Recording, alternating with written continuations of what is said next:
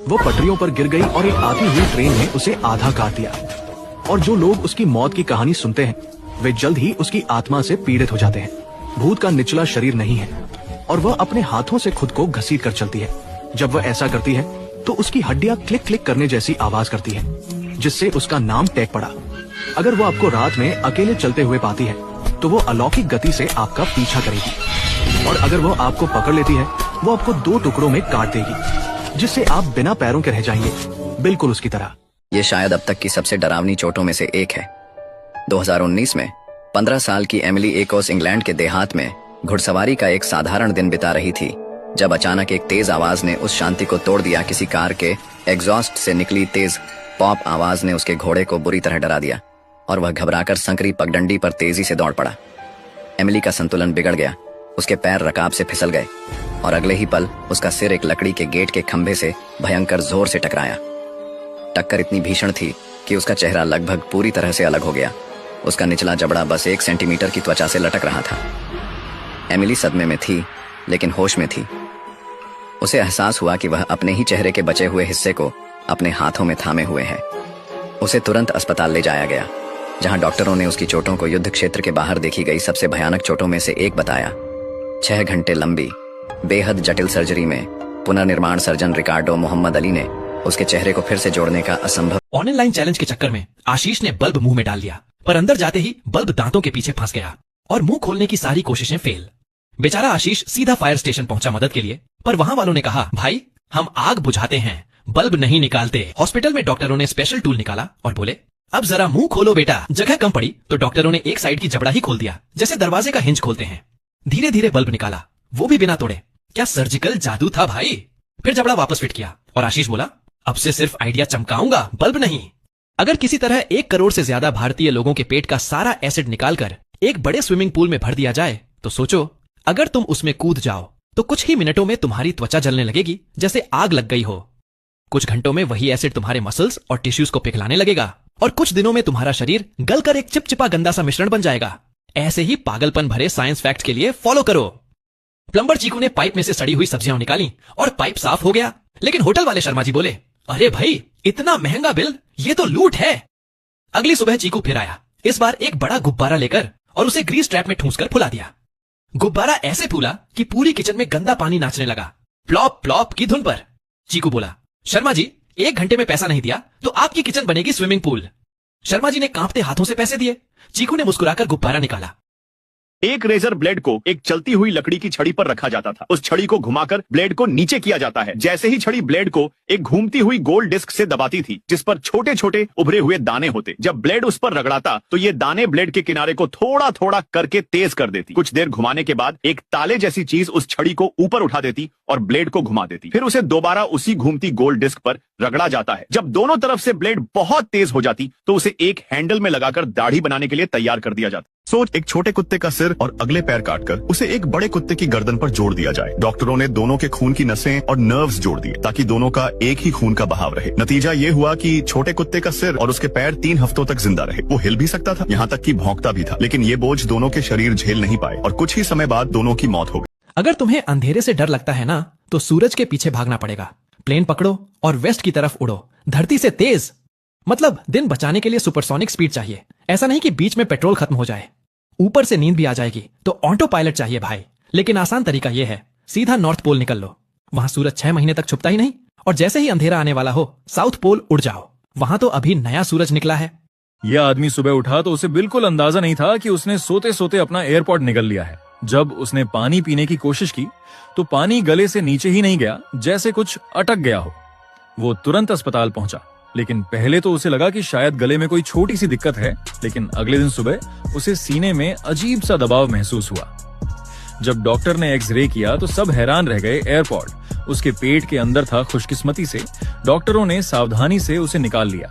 और हैरानी की बात ये थी कि वो एयरपॉड अब भी काम कर रहा। भाई ये सच में डरावना है। जब वो 64 साल की औरत बर्तन धो रही थी तभी अचानक एक 16 फीट लंबा पाइथन उसके पास आया और उसके थाई में काट लिया। जैसे ही उसने चीख मारी, सांप ने अपने पूरे शरीर से उसे घेर लिया। किचन के फर्श पर वो फंस गई, हिल भी नहीं सकती थी क्योंकि सांप हर सांस के साथ और ज्यादा कसता जा रहा था। 2 घंटे तक वो मदद के लिए चिल्लाती रही। अंत में एक पड़ोसी की आवाज सुनकर पुलिस और रेस्क्यूअर्स आए। उन्होंने क्रोबार से मारकर सांप को छोड़ा और वो वहाँ से निकल गया। खुशकिस्मती से महिला जिंदा बच गई, लेकिन सांप पकड़ में नहीं है। जब कोई चींटी आपको काटती है तो वह अपनी पिंसर जबड़े से आपकी त्वचा को पकड़ लेती है, लेकिन असल में दर्द पिंसर से नहीं होता।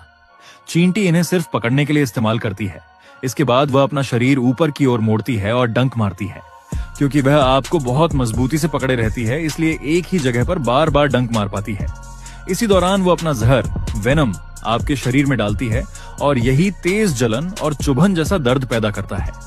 ये दुनिया के सबसे बड़े जहाजों में से एक है, लेकिन जब इसे समुद्र के बीचों बीच रुकना पड़ता है तो क्या चीज इसे अपनी जगह पर थामे रखती है? अधिकतर लोग कहेंगे एंकर, लेकिन असली राज सिर्फ एंकर में नहीं बल्कि उसकी चेन में छुपा है। एंकर का काम सिर्फ वजन से नहीं होता बल्कि उसकी पकड़ से होता है। इसका आकार ऐसा बनाया जाता है कि ये समुद्र की मिट्टी या कीचड़ में गहराई तक धंस जाए। लेकिन सबसे मजबूत एंकर भी अपनी चेन के बिना बेअसर है। इस चेन की हर स्टील की कड़ी सैकड़ों किलो वजन की होती है और सैकड़ों कड़ियां मिलकर एक विशाल मुड़ी हुई लाइन बनाती हैं, जिसे कैटेनरी कहा जाता है। यही मुड़ी हुई चेन असल में जहाज को स्थिर रखती है। इसका वजन चेन के एक हिस्से को समुद्र की तह पर सपाट रखता है। जब हवा और लहरें जहाज को धक्का देती हैं, तो पहले चेन को ही समुद्र की तह से ऊपर उठना पड़ता है, जिससे ज्यादातर झटका उसी में समा जाता है। और जब जहाज को दोबारा आगे बढ़ना होता है तो वो एंकर को जोर से खींचता नहीं। क्या आप जानते हैं कि प्लूटो एक ऐसा ग्रह है जिसने अभी तक सूर्य की एक भी परिक्रमा पूरी नहीं की है? यानी कि इस ग्रह पर अभी तक 1 साल भी पूरा नहीं हुआ है। इस ग्रह को 1930 में खोजा गया था और अभी तक इस ग्रह ने सूर्य की 1/3 परिक्रमा पूरी की है। यह ग्रह 29 और 78 में अपने एक परिक्रमा पूरी करेगा।